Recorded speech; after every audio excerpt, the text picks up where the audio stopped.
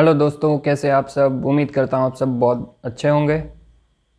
और lockdown period चल रहा है, गवर्नमेंट ने जो ऑर्डर्स निकाले हैं उसका पालन अवश्य करें और घर में बैठकर एग्जामिनेशंस की अच्छी तरीके से प्रिपरेशन करें ताकि इस बार आपका सिलेक्शन हो सके। चलिए आज के सेशन में हम रीजनिंग की दो क्वेश्चंस लेकर आए हैं, एक स्क्वायर बेस सेटिंग अरेंजमेंट और एक शेड्यूलिंग पजल। ठीक है, तो जो भी क्वेश्चंस सामने आएंगी उसे पहले पॉज करें, खुद से अटेम्प्ट करने की कोशिश करें, उसके बाद ही सॉल्यूशन पे मूव करें।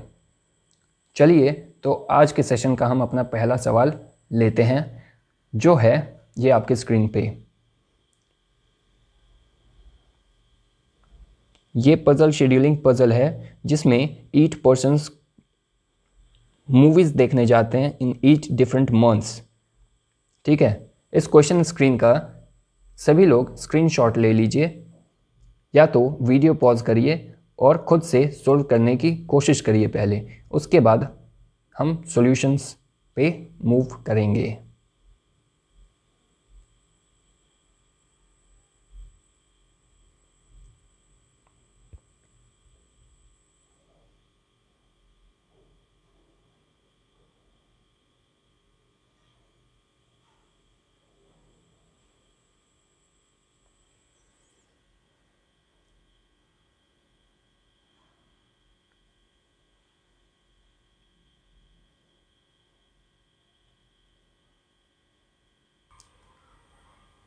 चलिए दोस्तों, एक बार इस पज़ल को सब साथ में रीड कर लेते हैं, उसके बाद इसके सॉल्यूशन पे मूव करेंगे।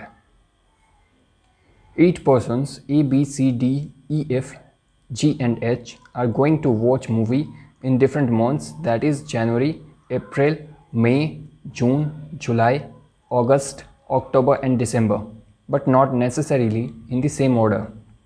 F was going to watch the movie in the month which has 30 days. There are 3 persons watching movie between F and C.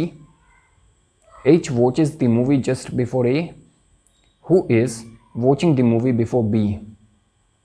B watches the movie just before C. H is watching the movie in the month which has maximum number of days,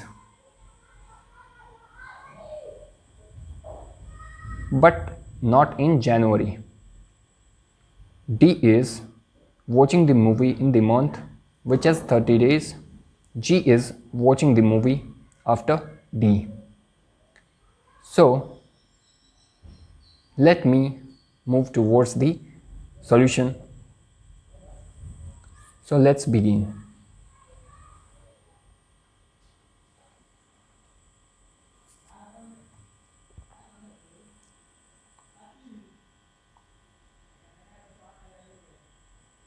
January, April,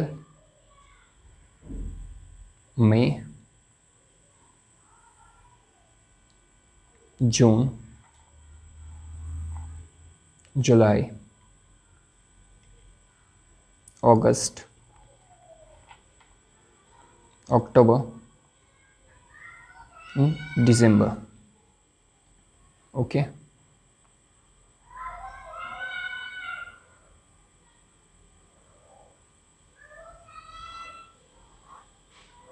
यहाँ भी हम लोग 2 case लेकर आगे बढ़ेंगे ताकि यदि एक केस आगे चल के जैसे जैसे अपने हिंट्स को अरेंज करेंगे आगे जाकर मे बी एक पॉसिबिलिटी कैंसिल हो जाए, तो वैसे केस में हमारा टाइम वेस्ट ना हो, इसलिए हम एक साथ दोनों केस लेकर आगे प्रोसीड करेंगे।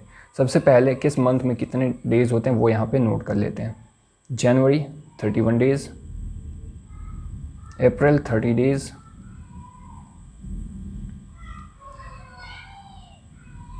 May 31 days, June 30 days, July 31 days, August 31 days, October 31 days and December 31 days.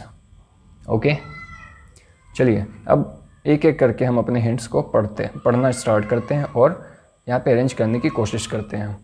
पहला हिंट हमें दिया है F was going to watch movie in the month which is 30 days, यानी कि या तो F यहाँ पे जाता है मूवी देखने, या तो यहाँ पे जाएगा, या तो अप्रैल में जाएगा या तो जून में जाएगा। ठीक है। There are 3 portions watching movie between F and C, 1, 2 and 3। So C यहाँ होगा, 1, 2, 3 यहाँ पॉसिबल कंडीशन नहीं है, 1, 2 and 3 यहाँ पे पॉसिबल है कि C दिसंबर में जाएगा। ठीक है, आगे बढ़ते हैं अपने अगले हिंट पे। H watches the movie just before A, अभी हमें पता नहीं है, हम साइड में नोट कर लेते हैं कि H जो है वो A से इमीडिएट पहले मूवी देखने जाता है। ठीक है, और A के बारे में बोला गया है कि A is watching the movie before B, A जो है वो B से पहले देखता है मूवी, बट इमीडिएट पहले देखता है या कितना पहले देखता है ये हमें नहीं पता है अभी। ठीक है, next hint, B watches the movie before C, B watches the movie just before C, यानी कि C के इमीडिएट पहले B मूवी देखने जाता है। ठीक है, ये तो हमने सेट कर लिया B की पोजीशन। अब आगे बढ़ते हैं नेक्स्ट हिंट पे। H is watching the movie in the month which is maximum number of days but not in January, यहाँ पे क्लियरली बता दिया गया कि H जनवरी में नहीं जाता मूवी देखने। ठीक है, और H जहाँ कहीं भी जाता है उस मंथ में 31 डेज हैं। ठीक है, तो कहाँ कहाँ पॉसिबिलिटी है, 31 डेज यहाँ भी है, तो ये है। अगर ये H नहीं है तो H ये हो नहीं सकता है, तो इस केस में H यहाँ पे जाता है मूवी देखने। ठीक है, तो A जाएगा अगस्त में। ठीक है, आगे बढ़ते हैं अपने नेक्स्ट हिंट पे। D is watching the movie in the month which is 30 days, अब यहाँ पे 30 अप्रैल में है, F बैठा हुआ है, और जून में 30 डेज़ हैं, तो यहाँ पे A ऑलरेडी जाकर मूवी देख चुका है। अब आते हैं अपने सेकंड पॉसिबल केस पे। यहाँ पे 30 डेज़ अप्रैल में बचा हुआ है, तो हम यहाँ पे D की पोजीशन डाल देते हैं कि D अप्रैल में मूवी देखने जाता है। ठीक है, आगे बढ़ते हैं अपने नेक्स्ट हिंट में। D is watching the movie in the month which is 30 days, G is watching the movie after D के बाद G मूवी देखने जाता है, तो G की प्लेस हो गई मई में कि G मई के मंथ में मूवी देखने जाता है। ठीक है, तो ये हमारी अरेंजमेंट बन के तैयार हो चुकी है, और हमारे पास कौन सा पर्सन बच गया है, वो है पर्सन E, जो जनवरी में मूवी देखने जाएगा। ठीक है, अब ये कंडीशन पहले ही रॉन्ग हो गई थी क्योंकि D की पोजीशन 30 डेज़ वाले में आनी थी जो ऑलरेडी फिल्ड थी। ठीक है, तो हमारा जो इस पज़ल का सॉल्यूशन बना है वो करेक्ट सॉल्यूशन ये बना है, ये अरेंजमेंट हमारी करेक्ट है। ठीक है, अगर इस क्वेश्चन में कोई डाउट है तो प्लीज़ कमेंट सेक्शन में कमेंट करें, और क्या डाउट है वो भी बताएं। ठीक है, तो चलिए अब मूव करते हैं अपने आज के दूसरे क्वेश्चन पे। अब पिछले क्वेश्चन में कोई डाउट होगा तो कमेंट सेक्शन में ज़रूर पूछिएगा। और ये रहा हमारा आज का दूसरा और आखिरी सवाल हमारे आज के सेशन का। यह है एक स्क्वायर सीटिंग अरेंजमेंट जिसमें 4 लोग कॉर्नर्स पे बैठे हैं, 4 लोग मिडल में बैठे हैं। ठीक है, और वीडियो पॉज करें और सॉल्व करें, तभी आगे की तरफ सॉल्यूशन पे मूव करें। चलिए इस क्वेश्चन को भी हम लोग साथ में मिलकर एक बार रीड कर लेते हैं, उसके बाद इसका सॉल्यूशन देखेंगे। 8 portions, that is F, J, K, M, N, P, S and V are sitting around a square table. 4 of them are sitting at the corners and the remaining are sitting at the middle of the table. The portion sitting at the corners faces away from the center and the portion sitting at the middle side of the table faces towards the center. All the information is not necessarily in the same order. Okay? चलिए अब अपने hints को पढ़ते हैं एक एक करके। F sits at the middle side of the table, N sits at the immediate left of V, two portions sit between F and J, V sits at the immediate right of J, three portions sit between S and N, M is an immediate neighbor of S, and M is not an immediate neighbor of J, and P faces inside. ठीक है, चलिए अब move करते हैं हम अपने इस question के सॉल्यूशन के ऊपर। देखते हैं क्या सॉल्यूशन होने वाला है हमारे इस सिटिंग अरेंजमेंट का। तो यहाँ भी हम दो पॉसिबल केस कंसिडर करेंगे। सबसे पहले तो एक स्क्वायर टेबल बना लेते हैं और एक ये।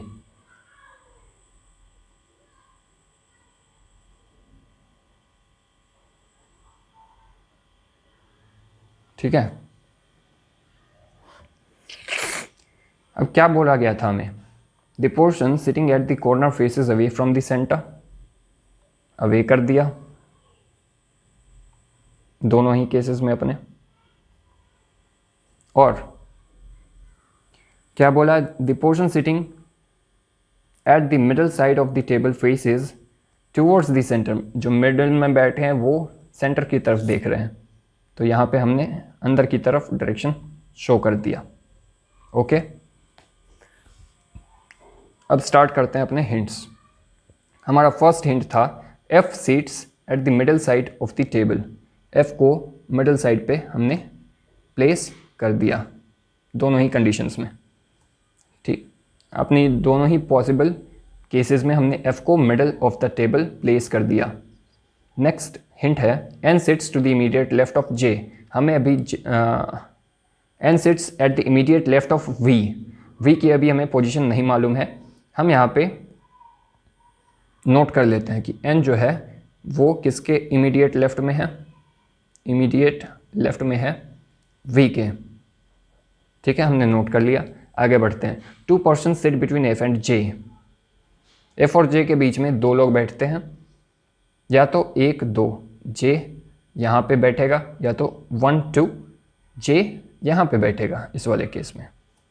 ठीक है, आगे बढ़ते हैं। V seats at the immediate right of J। अब बोला है कि V जो है वो J के इमीडिएट राइट पे बैठता है। इस केस में J का इमीडिएट राइट ये है तो V यहाँ पे बैठा।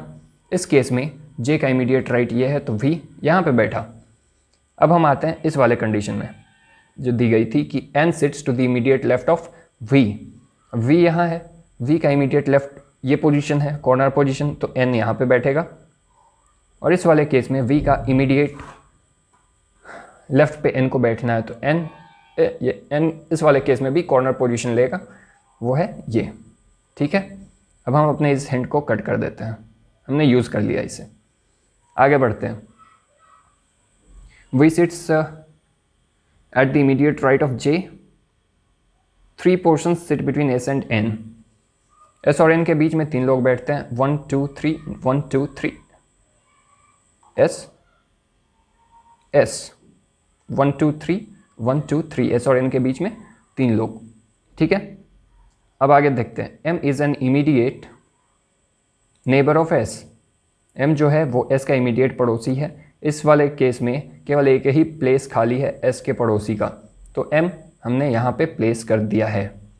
और हमारे सेकंड केस में S का दोनों इमीडिएट नेबर वैकेंट है, यानी M ये भी हो सकता है और M ये भी हो सकता है। ठीक है, आगे बढ़ते हैं। Next hint, M is not an immediate neighbour of J। अब बोल दिया है यहाँ पे, क्लियर कर रहा है नेक्स्ट कंडीशन में कि M जो है वो J का इमीडिएट पड़ोसी नहीं है। और यहाँ हमारे पहले केस में M J का इमीडिएट पड़ोसी आ रहा है, तो ये हमारा केस यहीं पे रॉन्ग हो जाता है। ठीक है, अब यहाँ देखते हैं। M की दो पॉसिबल पोजीशंस आई थी और M J का इमीडिएट पड़ोसी नहीं हो सकता है, तो M की ये पोजीशन नहीं हो सकती। तो M की पोजीशन क्या बची? ये। ठीक है, आगे बढ़ते हैं। And P faces inside. Inside वाली एक पोजीशन खाली और आउटसाइड वाली एक पोजीशन खाली है। और यहाँ पे बताया गया है लास्ट हिंट में कि P फेसेस इनसाइड, तो P को इनसाइड वाले पोजीशन पे हमने डाल दिया और जो पर्सन बचा वो है पर्सन का नाम के, वो यहाँ पे बाहर की तरफ देख रहा है। ठीक है, तो हमारा जो इस सेटिंग अरेंजमेंट का स्क्वायर बेस सेटिंग अरेंजमेंट का करेक्ट सॉल्यूशन बना है वो बना है ये। ठीक है, अगर पिछले क्वेश्चन में किसी तरह का कोई डाउट हो तो प्लीज़ कमेंट सेक्शन में अपना डाउट पूछें, और आज के सेशन में वो सारे क्वेश्चंस को खुद से सॉल्व करने का कोशिश करें। ठीक है, so thank you for watching the video. Please do like, share and subscribe our channel and press the bell icon to get the latest updates। और कोरोना वायरस को देखते हुए गवर्नमेंट द्वारा दिए गए निर्देश में कहा गया है कि सभी लोग अपने अपने घर में रहें, घर से बाहर ना निकलें। तो I request all my viewers to stay inside your home, be safe. जय हिंद, जय भारत।